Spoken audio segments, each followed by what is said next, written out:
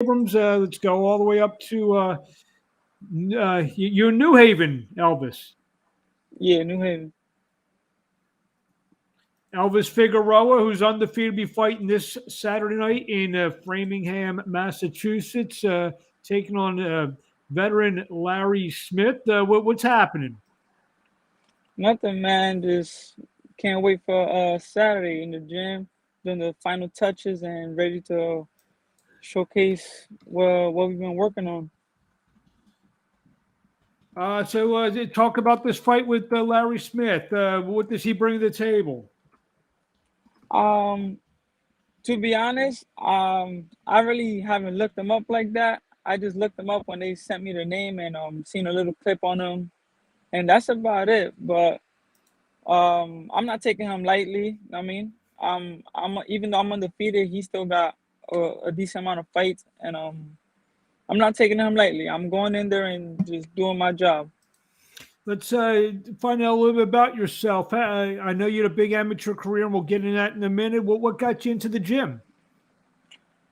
To be honest, I never wanted to box. So my father put me into boxing because I used to be like a real obese kid at the age of 8. So he put me into boxing. And then after like 4 years of training with Luis Rosa, I then did my first fight with him, and then I just fell in love with the sport after that and just stuck with it.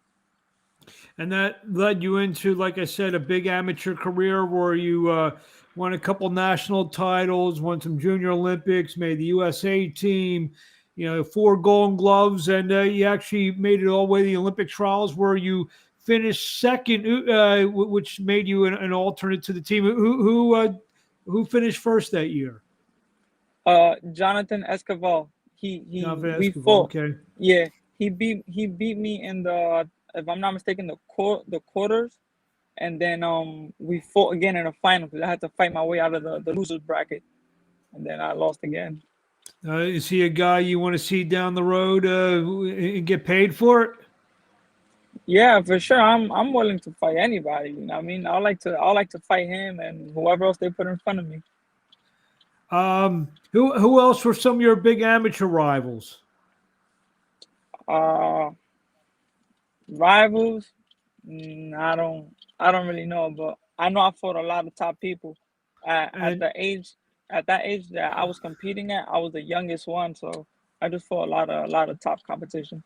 word around the street is, and I don't, we hear a lot of different things about amateur fights.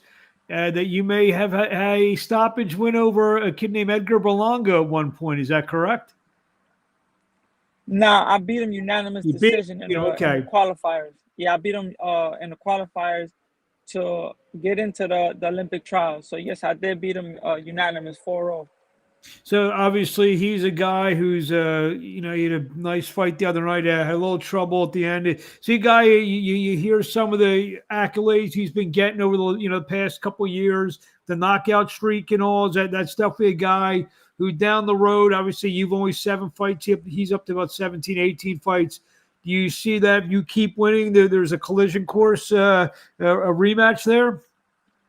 I hope there is. I mean, like I said, I beat him in the amateurs, unanimous decision, and I know we if we fight again, I'll beat him again. It ain't gonna be no different outcome. I mean, I know that in in the gym, I put in the work I have to put in, and I'm ready for whoever they put in front of me. So we do meet up like down the line.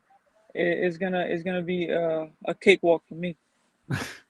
Um, what in terms of you're up in Connecticut with a good team with Louis Rosa, who's trained a lot of great fighters over the years.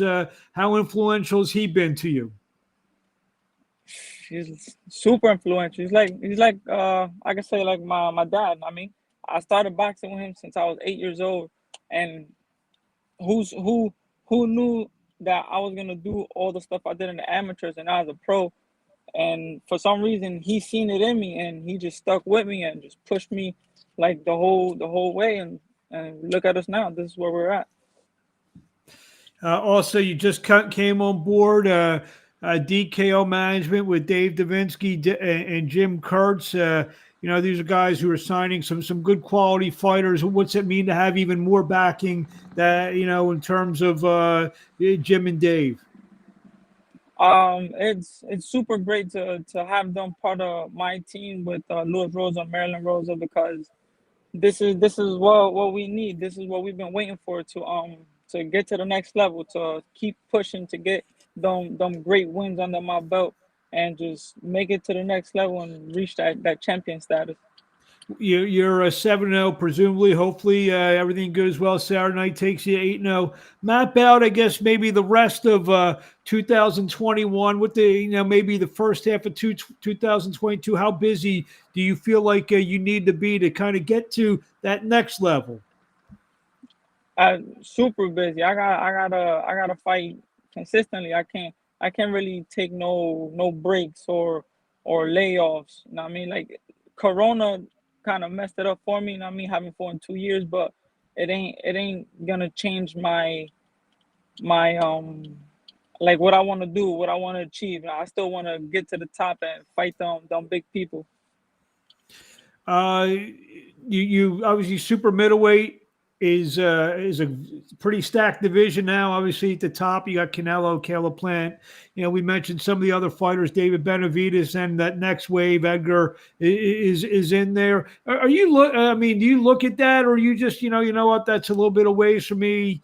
I kind of need to do my own thing before we get mentioned with those guys.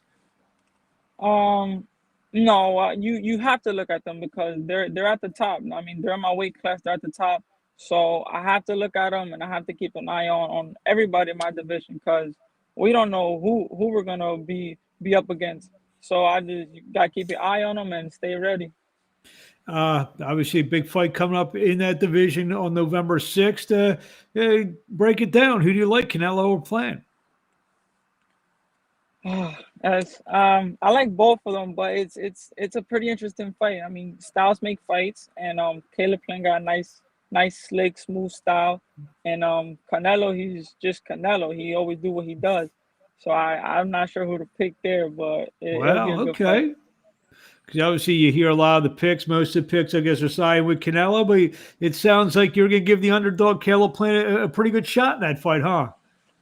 Yeah, I mean you can't count the underdog out because anything could happen, and the underdog could just pull it off. I mean, he just gotta put in that work.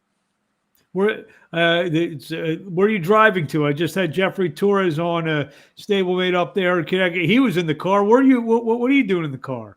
Yeah, I was on my way to the gym, so I There just you pulled go. over real quick so I could do this interview, so then I could Okay. go to the gym and finish doing what I gotta do.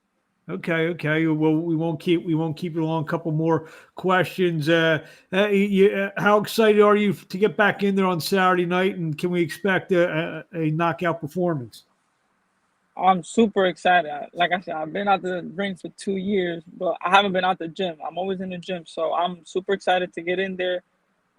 Show my fans that I still got it. Ain't nothing new. I mean, I'm hungry like always, and just excited to get in there and put in some work like always. Anything?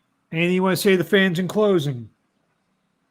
Just look out for me and my team and my bros coming up too because the 16th we're gonna put in some work and we're gonna make some noise in our divisions. Where do we find you on social media? On Facebook it'll be Elvis Figueroa and on Instagram it'll be OTF underscore CHINITO. What's all that mean? It's like it's a nickname that's a nickname I've had since I was young. So that nickname, that's what everybody calls me. Everybody who's like real close to me. But we thank you for a few minutes of time and wish you best of luck, and we'll be talking along the way.